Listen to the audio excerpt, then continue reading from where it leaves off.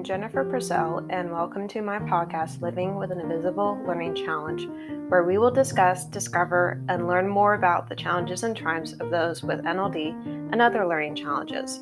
I do have a website for this podcast, and it is called livingwithnld.com. I also have a Facebook, Instagram, and Twitter account for the podcast. They are all under the same name, which is Living with NLD.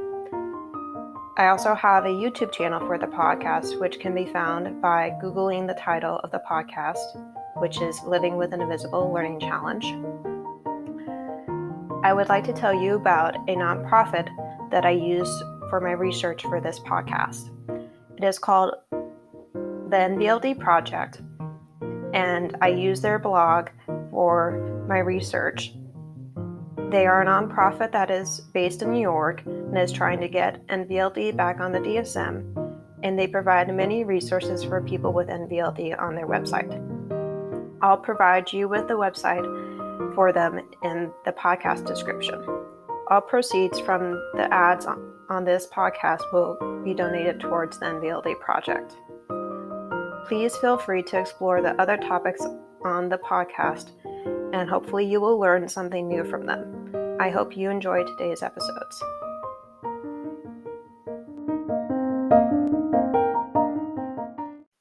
I would like to remind you that the 9th Facebook chat, which used to be on Zoom, but is now on Facebook because of Facebook having no time limit with the messenger rooms. It will be on August 21st, which is the third Saturday of the month, and it will be at 10 a.m. Pacific time zone, and it will go until 11:30 Pacific time zone in the morning. And if you want to be able to attend, please email me at livingwithnld@gmail.com, or you can contact me on Facebook on the Living with NLD page, or on my personal page. Jennifer Lynn Purcell is my full name, and I will add you to the group that is related to that after you come to the event. Thank you. Hope you enjoyed today's episode. So I forgot to tell you yesterday, I'm recording this on Saturday, that to access the testimonials, there are two ways. There's a testimonial page with the full quotes, and then there is a slideshow on the home page with excerpts of the longer ones and the short ones. On the last image of the testimonial quote with Julia's quote, you can click on it and it will take you to the testimonial page where it shows you all of them with the full quoted testimonials. I did it that way because I wanted it to be easier to read on the home page, since some of them were a little longer than a testimonial usually is. And then I wanted to make sure that you could see the whole testimonial on the testimonial page. So I hope that makes sense. If it doesn't, you can email me at livingwithnld@gmail.com, and I will try to show you how to access it. Thank you. Hope you're having a good weekend. Bye. Okay, so today we are going to talk about cooking, and I want to begin by letting you know a little bit about my history with cooking. So I started cooking when I was 8 years old, and my mom taught me how to cook. She's a really good cook. She cooks a lot of different things. She knows how to bake really good pies, and she likes to cook Italian and French, and she also likes to cook bread, like focaccia, which is an Italian bread, and she likes to make things with our homegrown vegetables from our garden that we have. And when I was in college, I got a lot better with cooking because I was living in the co-ops, which is a system of housing for low-income students. And even though I wasn't in the low-income portion for students, I lived there because I really liked the co-op system, because you got to pitch in with the chores. So the chores were usually cooking, cleaning, gardening, or composting, or helping with the delivery of the food. And I chose to do the cooking and the cleaning. So I started at assistant cook for 140 people at Cloyne for all the undergrads.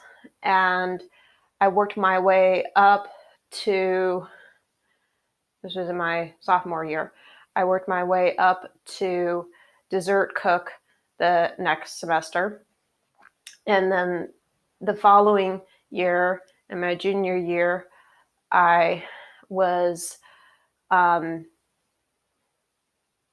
co-head cook with one other person. And then we were making our own menus for 140 people, which can be challenging because you learn how to make dishes that are easy to make in mass quantities, like pasta or salad or salsa or different kinds of sauces or stir fries. And we had to do it for different dietary restrictions, like vegan, vegetarian, and for different allergy restrictions, citrus free, dairy free, and nut free. So, and Cloyne wasn't the only co-op I did it at. I also did it at HIP, where I boarded for food, and I cooked there as an assistant cook. So I was helping with the cooking there too, but that was a smaller co-op. It was only 60 students, and that was for grad students. So it was a good experience being able to help at both co-ops and knowing how to scale recipes. And one app that does help with scaling recipes really easily, if you don't want to have to do the math, is called Paprika, like the spice. That's how you spell it, paprika. And it's so helpful because you can import your own recipes into it if you want to. And you can search for recipes in the app, and then you can add them in there so you have a whole catalog of recipes, kind of like creating a virtual cookbook on your phone or on your iPad, depending on where you have it, or on your computer. You can have it on any of those devices. And then when you want to scale a recipe, either up or down, it does it for you. So if you want to double it, it doubles all the ingredients for you. Although I'm not remembering if it doubles the timing, like for the cooking or not. It might. It's been a while since I've used the app, but it does double the ingredients for you, which is helpful. So, and usually the cooking time is easier to figure out if you want to be able to, if you need to cook something longer, you can usually tell just by looking at it, if it needs to be done more, depending on what it is. So today's article, actually, before I want to take a step back, before I go to today's article, I was going to say that with the citrus allergy at Cloyne, in any of the co-ops, that one was a little tricky because I had to Google the ingredients I was going to use to see if it had citric acid in it. And that taught me a lot of things. I didn't know that dried cranberries or pears or strawberries had citric acid or have citric acid in them. So I had to make another salad or whatever dish I was going to use those ingredients in without those in them for the people who had citrus allergy, just to be safe. Because I didn't know, you never know how strong somebody's allergy is, and you don't want to make them get allergic reactions. So rather be safe than sorry, right? And that was the same with the nut allergy as well. That one is probably easier to do than the citrus one because you just don't have the nuts in it, right? And then the vegan one was pretty easy also, actually. You can do stir fries with tofu and veggies, and people really liked that. And if you have things like another thing you can do for somebody is a dairy-free pasta, which can be done. Like you can do dairy-free mac and cheese if you know how to make the sauce not have dairy in it, which like you could use a milk that doesn't have dairy in it, like almond milk or silk. And that will work perfectly for somebody who is vegan. Um, and then that helps them so that they can have, that they can eat that pasta. And then, okay, so then the article today is from the NVLD project, and it is a good one because it talks about what Megan has learned in her 20s, and it references cooking,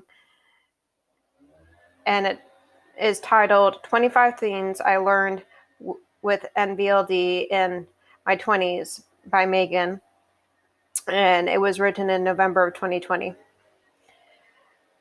So here's a quote from the article. Learn to cook and try new recipes. We can't all live on chicken fingers. You might surprise yourself with your cooking abilities when you try new recipes. Eating well will also support your overall health, and your future self will thank you for it. End quote. So I can relate to what Megan said because I wish I ate better in my early 20s. I'm doing better now than I was 19 through 23. As I said in episode 39 and 46, I've had challenges with overeating and controlling my emotions while also knowing how to express them in healthy ways. I have had to lose 40 pounds 4 times in my life, and the last time it stuck and is not coming back except for maybe when I have kids. It is challenging to cook with NLD for me because of the fine motor skills, multitasking, math, and improvisation of recipes. The fine motor skills piece isn't as much of an issue as it used to be because I got better at chopping things with practice. But I'm not as good as a professional chef and don't need to be.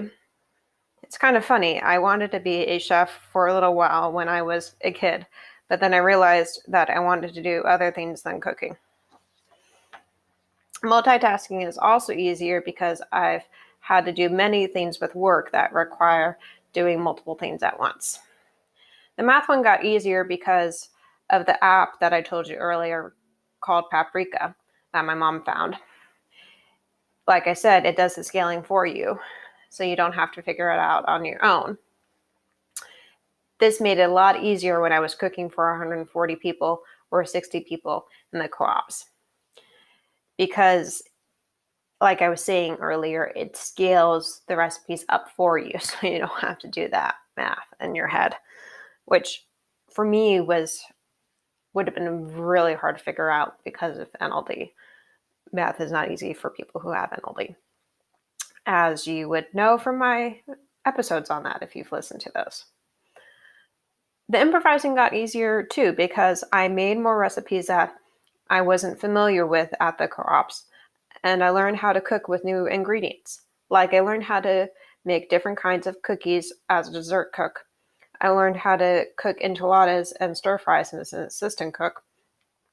As a co-head cook, I learned how to make my own menu for 140 people successively with different dishes for vegans, vegetarians, and people with citrus or nut allergies. And I've gotten better at the visual spatial part of putting leftovers away in containers because I've gotten better at approximating what size container to use. This is not easy, but it's a good skill to have, and I think it got easier because of watching my mom do it for many years. And I do want to talk briefly about one cooking experience that I had that was negative. I'm not going to mention who it was with because I don't want to. I'm not doing this for vengeance. I'm just doing it to help people learn from mistakes that they might make in life, as I always do on the podcast. So I was in New York for right after the summer I graduated from high school, which was in 2018. And I was at the summer camp that helps the tri-state areas of New York. And I believe Connecticut is in there as well. And some other states might be in there also. But New York is where the camp was designated.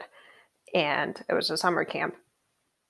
And it's probably not running anymore because of COVID. But I was there before COVID, and my part that I was doing was the cooking part that the summer camp had. And so basically, I was helping the kids that got to go there because they were picked by a social worker at their school to go there to be able to help learn something new that they could bring back to their family and help their family at home. And I was helping with the cooking piece. And all of these kids that we were helping are African American, or they are in low income family. I mean, both actually. So I felt very good by helping them because of that. And the part that didn't go so well is whenever I tried to make suggestions to my boss, she tried to micromanage too much.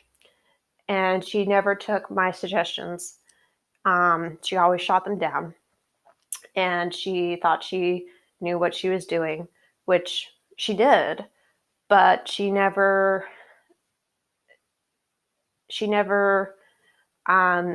took my suggestions with any consideration. And she just decided to say, no, I'm going to do it my way. My way or the highway, basically, is the way she or mindset was. And that's a very fixed mindset. She did not have a growth mindset. A growth mindset is where you are willing to learn new things and willing to accept and realize that there is another way that might be better than yours, and willing to learn new things. And I've been willing to learn new things and over the past year with this podcast. And I've been learning to change the podcast. Like, I was willing to go back and redo all my solos that I did in the first year of this podcast so that I made them longer and I added new material to them with the research. And I made them better with doing that. And I tried to slow down my speaking speed and my reading speed with the scripts as well, so that not only people with NLD, but other people, neurotypicals, could understand me better when they were listening to the podcast. And I started using a microphone on them so that you could hear me better. I did all those things because I realized that I wanted to have a better quality of a podcast for my audience. And I realized there was a better way of doing it than I was doing it in the past. Yes, it was extra work because then I had to do 2 podcasts each Friday, an old one and a new one. Old one because I was doing an old topic, and a new one because I was doing a new topic. But it was worth it because eventually once I was done with all the old topics, I just had to do the new topics. And now that when I look back on it, of course I would do that again, because I realized that having growth mindset is really a good thing to have, better than a fixed mindset where you're more thinking that your way is the better way and maybe the only way, and that you're not willing to adopt other ways of doing whatever you're doing, whether that's podcasting or cooking or financial business or maybe social media or marketing or whatever it is. Those are just some examples that could have fixed mindset. I mean, growth mindset and fixed mindset can exist anywhere in the world. But in this case with cooking, my boss, like I was saying, she was very fixed in what she was doing, and she was not willing to be open or be more free, more growing with her ideas and with her mindset of, oh, maybe Jennifer, me, has a better way of doing this than I do currently. Let me see what her way is. Let me try it. And if it's not better, then I don't have to do it. That's all I was asking her to do and consider. But would she do it? No. And so eventually what I realized was, in my head, I didn't tell her this, but I was like, okay, I know what you're doing. And I know why you're doing it, because you've done this program for more years than I have. I think she was probably there for at least 15 years. I don't remember how many. But I realized I was going to stop making suggestions and just do what she told me to do, which got very boring because I was wanting to help her make the program better, and she wasn't willing to make it be new and different. And she was just wanting to stick it with it the way it was. She wasn't willing to have a growth mindset. She was just being fixed. And I'm not surprised if she's had that happen before with somebody who might have had a lot of cooking experience like I did, and trying to help her, who she has a lot of experience too, and maybe more in different areas than I do, but she just wasn't willing to have me help her. And that just wasn't very good on the receiving end. So if you're in a situation like that, and it doesn't matter if it's with cooking, it could be with anything where the person isn't willing to accept your consideration and your help. And just try to, take a step back and in your mind and be like, okay, well, they're not willing to accept my help. Just be willing to breathe in the moment and see what they're doing and notice what they're doing. And if they have a fixed mindset, which this person did, then realize, okay, I'm not going to try to change them to the growth mindset of being more open and being more considering. And because they got to go there on their own and be able to make that change. So you can try to push somebody, but that's not always going to work. it worked for me because I was willing to take the steps with the podcast because I did the research on how to do it.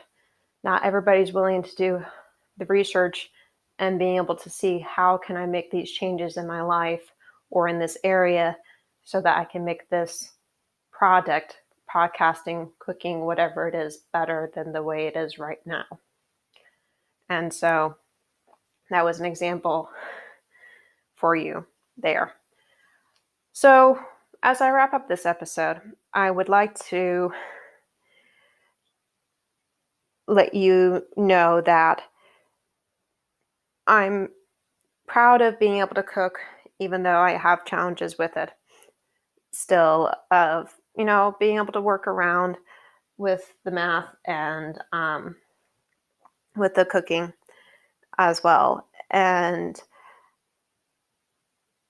got better with the pieces I mentioned to you earlier with the visual spatial, the multitasking, and the math, and the fine motor skills. And I know that some of those areas might still be challenging for people out there who have NLD or have another learning challenge. And I would like to hear from my audience if you have NLD or if you have another learning challenge, if you have challenges in those areas with the fine motor skills, the visual spatial, the math, and the multitasking and the improvising of cooking, to just see, how you either try to do workarounds with those areas and how you deal with it.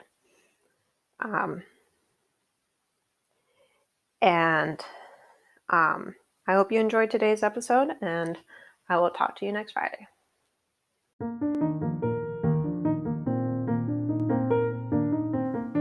As I wrap up, there are some things I would like to share with you, my audience. Please know that just because I have a podcast doesn't mean that I'm perfect in every way and don't make mistakes. I make them every day and try to learn from them. I hope that this podcast helps you feel included, not alone, inspired, safe, and encouraged to make your life a little easier for you every day or chance you have the opportunity to. I would like to hear from you, especially if you have topics that you would like to know more about relating to NLD. I know I'm not an expert, but I do know I have the living experience of having it. Also, please email me if you would want to be interviewed on this podcast or if you need support with something related to NLD. I'm always happy to help in any way I can. I hope you enjoyed today's episode, and I will talk to you next Friday. Bye.